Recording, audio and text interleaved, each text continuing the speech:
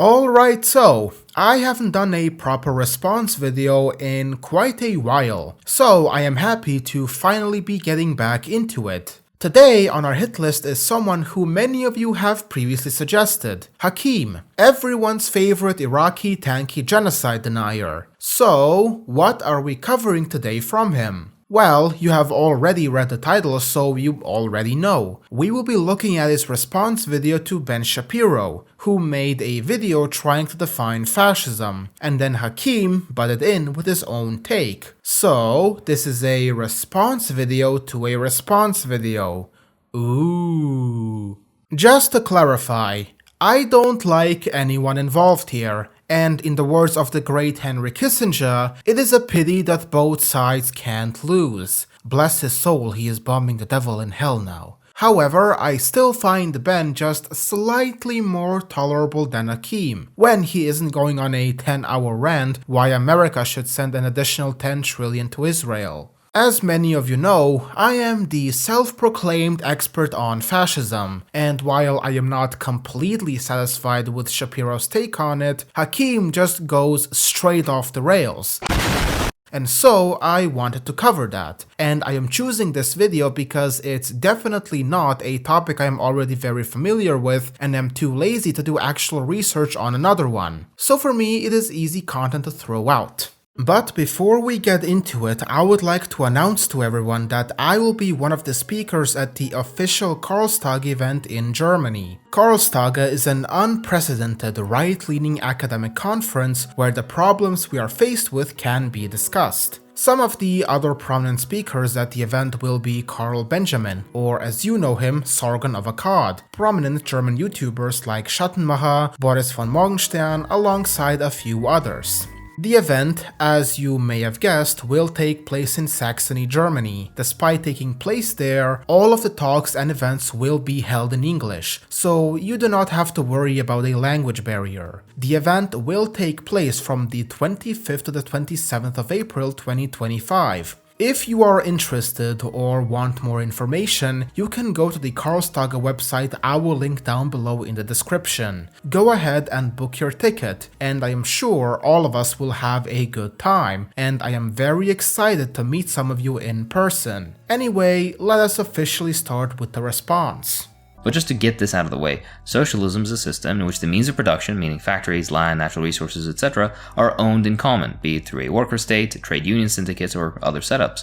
And the nature of enterprises is democratic, unlike in capitalist society, where profit determines all enterprise decisions, along with other deeper details, which you can take a look at in these videos here. Extrapolating on a society-wide basis, this means the political supremacy of the working class, the suppression and eventual outright elimination of private property and enterprise, meaning not your home, guitar, or toothbrush, a national economic plan which is democratically determined, and a dedicated effort towards the abolishment of class. In essence, socialism is anti-capitalist in the fullest sense of the term. Fascism, however, isn't. Fascism has none of these characteristics, has historically always prioritized the interests of the capitalist class. Okay, this is something communists and a few other socialists very commonly do, and pretty sneakily. Socialism itself is a very wide umbrella term, encompassing numerous different ideas and ideologies, and just like with Christianity or Islam, when you want to ask what the ruling on a certain thing is, it will pretty much depend on which sect you ask. Socialism is no different. Every socialist is gonna bring their own views to the table and how far socialism should go. You have statist socialism, democratic socialism, syndicalist socialism, so on and so forth. So in the broad sense, yes, the definition Hakim gave in the beginning isn't wrong, but when it comes to communists, the thing Hakim believes in, it gets a bit sneaky. If we Google the most basic definition of socialism you can find, socialism is a political and economic theory of social organization which advocates that the means of production, distribution, and exchange should be owned or regulated by the community as a whole. Emphasis on that community aspect. What does it exactly mean? Who falls under the category of community? Does it also include bosses and managers? Only the workers? Perhaps specific ethnic or racial groups? It all comes down to how you define and who you include in the common good or community. And in this respect, socialism is flexible. What Hakim is doing here, he takes the Marxist definition of socialism, which defines the community or common good as the proletariat, and then claims a monopoly on the term socialism, so that any other kind of socialism can't be called or considered true socialist because it doesn't fit his own ideology's definition of it. This is the classic example of the no true Scotsman fallacy, when you attempt to defend a generalization of a certain group by excluding any counterexamples for not being quote-unquote pure enough. And honestly, from some angle I can understand why they are going like this. The whole debate on whether Nazism and fascism are socialist is completely poisoned by bad faith, and no one who engages in it does it to actually understand what these ideologies believe and advocate for. Do we all agree Nazi bad? Okay. Well, Nazi is on your team, so that must mean your side is morally bad. And this goes out to all the rightoids who believe this. Just because fascism and Nazism are forms of socialism or socialist adjacent does not automatically destroy or make any of the other socialist ideologies just as morally bad as them. Looking at you, Tick. And anyone who says otherwise should probably get their brain checked. Oh, well, right-wing means small government, left-wing means big government, which means that fascism and communism are the same thing, which is why they fought a brutal war against each other, and this makes sense to me. And it makes sense to him because he is a part of another group that we call retarded. And of course, it doesn't help the fact that Tankies like Hakim love to monopolize the term socialism, for it to mean that any non-Marxist form of socialism is no socialism at all, because they are also just as deluded into thinking that if fascism has anything to do with socialism at all, it will somehow destroy the entire ideological foundations of socialism and make them just as bad as them. So from the get-go, from Hakim we have an informal fallacy, where he claims that my type of socialism is the real socialism, and anyone who disagrees is not a real socialist. Alright, are you ready for some supreme A-class brain rot?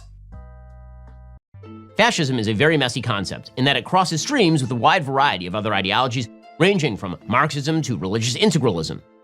Stalin, Lenin, Mao, Pinochet, Perón, Fujimori, El-Husseini, Tojo, Coughlin, Putin, all fascists apparently. Whoa. Words have no meaning and political analysis is a joke. You know, he ends this video with essentially fascist is being rendered meaningless because it is being used against anyone a particular side doesn't like. But the silliness and hypocrisy is missed, apparently. We first start from an informal fallacy and then jump straight to a straw man. Classic. No, Hakim, that is absolutely not what Ben said. Let's roll back that clip.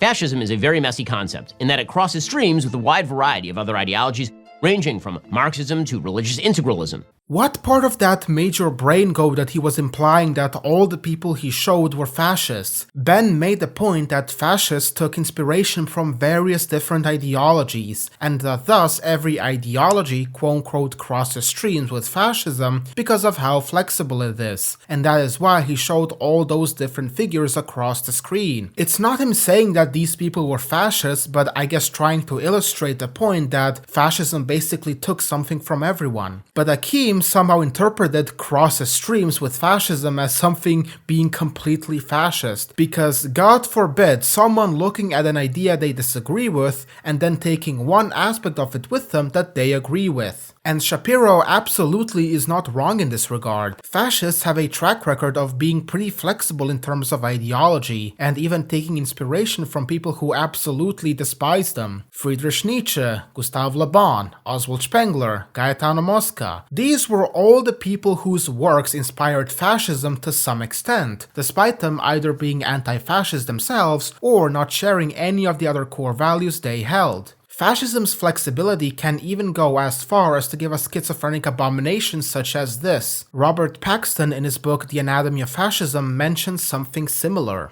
The intellectual and cultural critics who are sometimes considered the creators of fascism actually account better for the space made available for fascism than they do fascism itself. They explain most directly the weakness of fascism's rivals, the previous ascendant bourgeois liberalism, and the powerful reformist socialism of pre-1914 Europe. So yeah, Shapiro is absolutely right, and just because these people inspired some tenets of fascism does not make them inherently fascist. At the end of the day, I believe all of us can find something we at least partially agree with in every ideology, but Hakim is apparently unable to comprehend that. First, fascism is characterized by a belief in the moral imperative of the centralized state. Jesse, what the fuck are you talking about? He goes back all the way to ancient Greece with this point, only to summarize it in the usual American libertarian way of my freedoms being at a crossroads with what law the state lays. Literally every society to ever exist is fascist then if your yardstick is the state is imposing some law that it limits an abstract freedom I ought to have, no matter how minuscule. It's a good thing pasteurization is standardized and implemented. It's a good thing that public pools are cleaned. It's good that medication and its production is heavily monitored. None of this is fascism. In essence, this point he's making is a little more than the verbalization of this clip right here. Should someone have to have a government-issued license to drive a car? Hell no! What's next? Requiring a license to make toast in your own damn toaster? Laughs aside, listing this by the US or South Korea, for example, gets check marks, though these countries are considered thriving democracies. Let's continue this game in the next clips. Excuse me for this, but what the fuck are you rambling about? Hakim literally saw Ben mention moral imperative of the centralized state, failed to comprehend what he meant by it, then went completely off rails and assumed that Ben meant that the mere idea of a state having laws and apparently public pools being cleaned is a fascist concept. Let me lay out what Ben meant with moral imperative of the centralized state. It is the belief in the ethical and existential necessity for a strong, unified state to assert control over all aspects of society to achieve national strength, unity, and purpose. The centralized state is not just a governing body, but the embodiment of the nation's will and destiny, and its moral obligations. The state is the highest moral and ethical entity, and individual value is derived through alignment with the state. The state's authority is absolute, encompassing all aspects of human life. So anything the state does cannot be seen as illegal or wrong, since, again, it is the highest moral and ethical entity. Giovanni Gentile, one of the founding philosophers of fascism, wrote on this. The state is that national consciousness and the will of that consciousness, and draws from that consciousness the ideal toward which it aims and toward which it directs all its activity. The state, therefore, is an ethical substance. The state, for us, has an absolute moral value, as that moral substance whose function it is to render all other functions valuable. By coinciding with the state, all other functions attain absolute value. And no, Hakim, you also can't compare this to the United States or really any Western country, because both view the role of the state differently. Under fascism, the state is both the source and arbiter of moral, social, and economic life, with little to no separation of powers. The state defines morality and what is right or wrong, meaning that in the eyes of the fascists, if the state suddenly decided to kidnap a random guy on the street and shoot him in the head in the middle of nowhere, nothing illegal took place here. It is the will of the state. It's the will and destiny of the country. Meanwhile, the United States has a thing called the Constitution that defines the values and rules a state has to follow, and the state's role is nothing less than to protect pre-existing natural rights, such as liberty and freedom. And there it says that the state can't just kidnap you one night and execute you in the woods cartel style, the opposite of what fascism views as the role of the state, where it can do basically anything it wants under the guise of national will and consciousness. So that is already strawman number 2, an even worse one than the last one, because Hakim straight up doesn't even try to understand what Ben meant to say, and then is tackling an argument and point Ben never even made in the first place. Is it wrong that I feel kinda bad for having to defend Shapiro this much? Historically, the most important fascist was actually not Hitler, but Benito Mussolini. Mussolini was the first politician to truly channel the roiling forces of fascism into one movement. The word fascism comes from the word fascis, a bundle of rods grouped together to form a Roman weapon. Fascism comes from Italy. Mussolini was originally attracted to the work of Marx, which was not anti-fascist in any real way. Many of the predicates of fascism also worked quite well for Lenin and Stalin, but Mussolini eventually came to realize rejecting Marx could serve his own ends. In the aftermath of World War I, Mussolini gained power by marching on Rome with the acquiescence of the king in order to supposedly save the state from Bolshevism. Mussolini was a socialist only in the loosest possible definition and gave up those ideas fairly quickly. Even then, he wasn't exactly light because he held some out there views that bubbled up with his switch to fascism. I love how Ben brings up the point that Mussolini was originally attracted to Marx, then dropped him to pursue a non-Marxist form of socialism, and Hakim just said, "Nuh-uh." Again, you can't have a monopoly on the term socialism. Yes, obviously Mussolini isn't a Marxist socialist, but he is a fascist one. In fact, Mussolini, until the very end of his life, called himself a proud socialist. That reminds me of that one time when some people disguised a Mussolini quote as coming from Xi Jinping and then posted it to the biggest Tankie subreddit, and everyone was agreeing and praising it. Regardless, an essential read about left-wing resistance to fascism and capital's constant friendliness with fascism is Parenti's Black Shirts and Reds. To give you a taste, Mussolini rode into Rome with the full support of Italian industry. Likewise for Germany. Ben keeps pushing the government guiding private business point, but forgets that both Mussolini and Hitler showed their gratitude to their big business patrons by privatizing many perfectly solvent state-owned steel mills, power plants, banks, and steamship companies. Both regimes dipped heavily into the public treasury to refloat or subsidize heavy industry.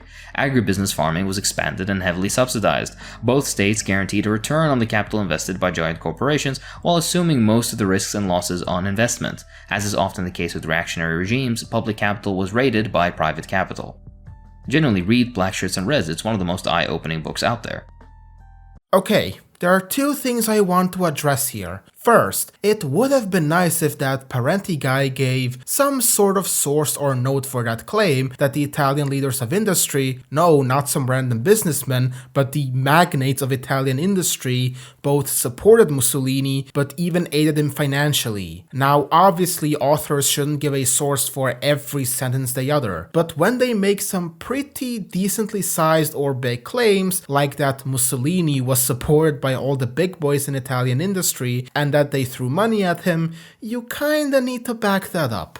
Half a year ago, I bought a book on the Spanish Civil War which looks at things from a more nationalist sympathetic viewpoint, but then when it arrived, I had realized that there was not a single source, note, or even bibliography in the entire book. So the entire thing was unreliable for me because the author might as well have been pulling stuff out of his ass with no way to verify. I have never been shy about the fact that I have my own biases on some topics, but even I have standards to some degree on this. Still, even if we do take this at face value, there are definitely a few discrepancies to this claim. Yes, it is true that a few business owners, industrialists, and landowners showed their support for Mussolini, but what Hakim and Parenti seem to completely gloss over is that Mussolini had received the support from every fabric of Italian society: peasants, businessmen, workers, landowners, clergy, you name it. Obviously, not the entirety of these classes supported him, but among his supporters you could literally find anyone from the poorest laborer to the wealthy industrialist. Marxists make it look like Mussolini had received support only from the industrialists, which is completely false, because the socialists managed to mess up so badly in Italy that they literally alienated everyone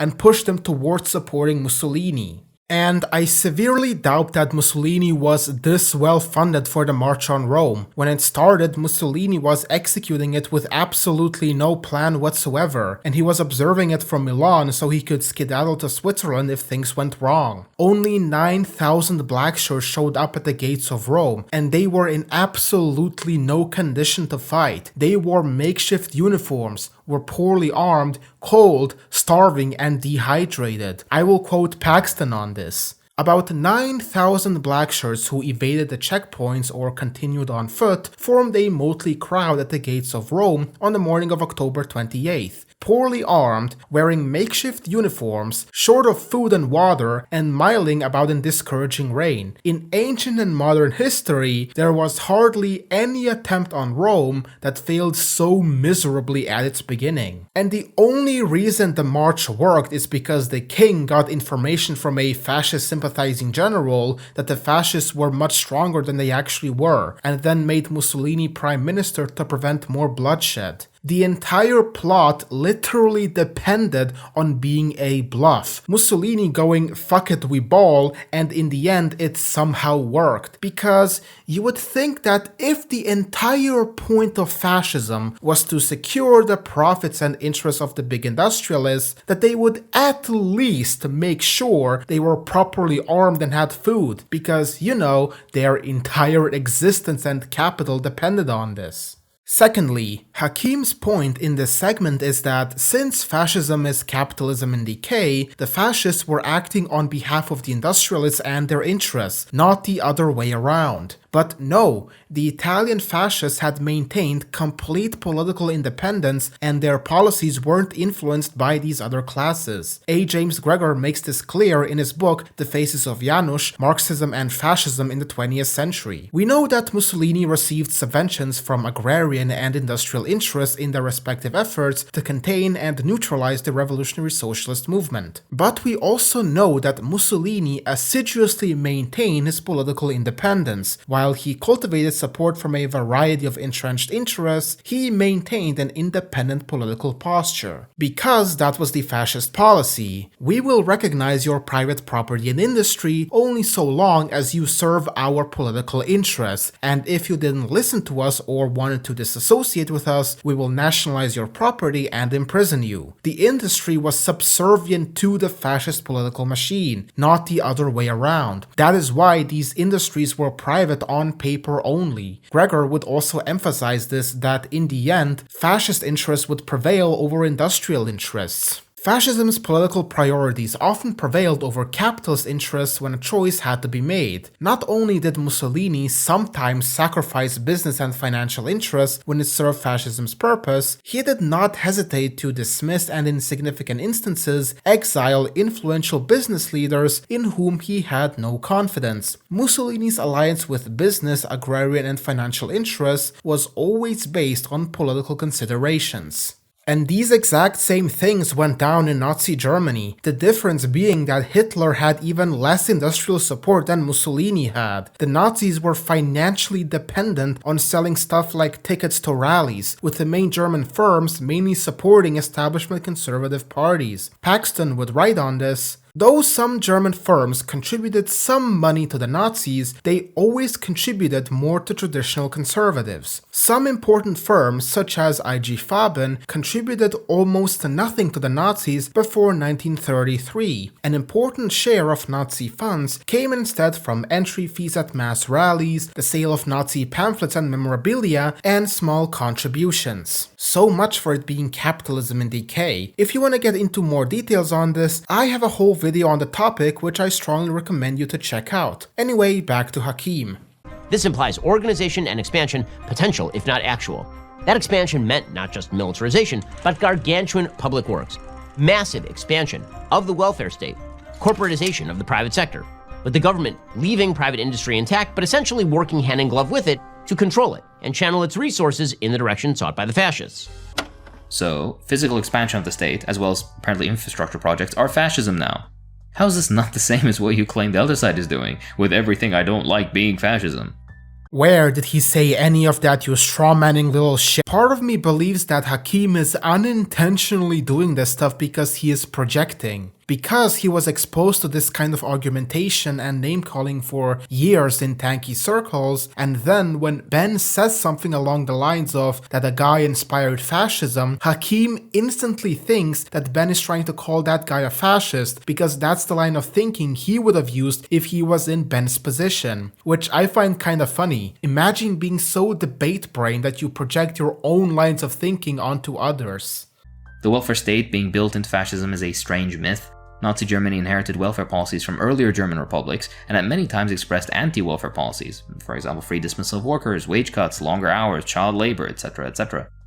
The corporatization of the private sector bit just shows he doesn't understand or refuses to recognize that this centralization of capital is a natural development of capitalism. Hakim is actually right here, but not in the way he thinks he is. Yes, free dismissal of workers, longer hours, wage cuts, all of that did in fact happen. Just don't ask Hakim to which group of people it happened to. Hitler had inherited some of the welfare policies from the Weimar Republic, Hakim is not wrong in that regard, and then expanded them further with more generous pay, social security, and so forth. The Nazi welfare state was built on the backs of all the people the Nazis deemed undesirable, to benefit the Germans and only the Germans. Götz talks about this subject extensively in his book Hitler's Beneficiaries, how the Nazis bought the German people. The ideal of the Volksstaat, a state of and for the people, was what we would now call a welfare state for Germans with the proper racial pedigree. In one of his central pronouncements, Hitler promised the creation of a socially just state, a model society that would continue to eradicate all social barriers. Subsidies for rent, insurance, coal, food, healthcare, household assistance to families with a lot of kids, children's education, all of those things were paid out with minimal bureaucratic delay. The Nazi welfare state was discussed thoroughly in L.K. Samuel's book, Killing History, and this is what he had to say on the matter. In an effort to rapidly advance their generous social welfare programs, the Nazis banned all private welfare institutions so that the government could control the distribution of welfare benefits and thereby socially engineer society. From the start, wages were set high, overtime pay was generous, and dismissal of workers by employers was difficult to execute, but inflation and stricter labor laws eroded much of that advantage.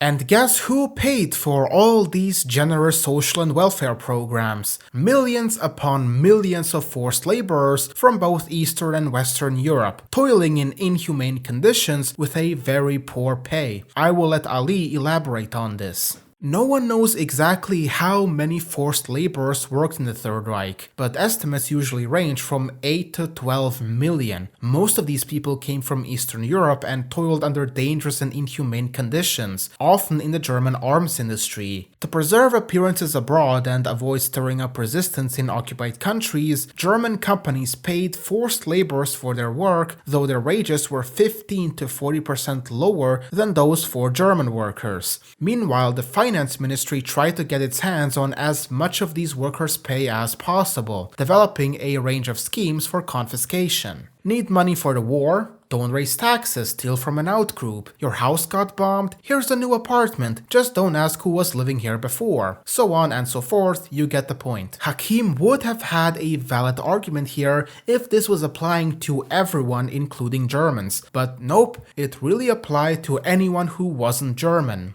And you see, kids, that's what the National in National Socialism stands for. So really, all this is proving is that the Nazis were indeed in favor of a strong welfare state, but just for the Germans instead of every single citizen equally. And again, don't start the no true Scotsman thing with me. Funnily enough, this is a joke Julius Evola made in his notes on the Third Reich book. What is the difference between Russia and Germany? Well, the answer is Russia is a Proletariatstaat, a proletarian state, and Germany a proletarian state.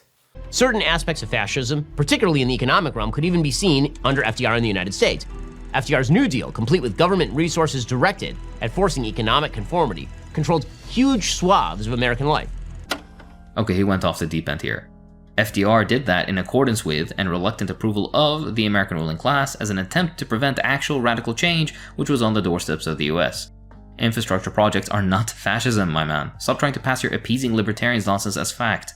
So yeah, that was a fun time. It was the usual thing of Marxists claiming that fascism is capitalism in decay, despite the fact that there is an overwhelming number of evidence to point to the contrary, and you genuinely need to sit them down and explain this to them like they are preschoolers. But I will make myself clear again. The fact that Nazism and fascism are socialist or socialist-aligned ideologies doesn't turn them into some ammo we can use against other socialists, because because, believe it or not, the kind of socialism they believe in is different from the kind these two believe in. Is it really that hard to try and treat these ideologies as their own thing? But no, we have to play the virtue signaling game and pretend that the other side is less inherently moral just because Hitler had similar economic policies like them. I want nothing more than this clown show to end. But that still will not stop me from dunking on people like Hakim who pretend like socialism only belongs to the Marxoids and that fascism has absolutely nothing to do with socialism in any way. Also, Hakim, I will never forgive you for the fact that you made me side with Ben Shapiro on an issue. Hope you're happy. Anyway, that is all for today, and I will see you all next time. And of course, make sure to leave a comment and let me know what you thought, and that if I should perhaps even cover a few more videos from Hakim.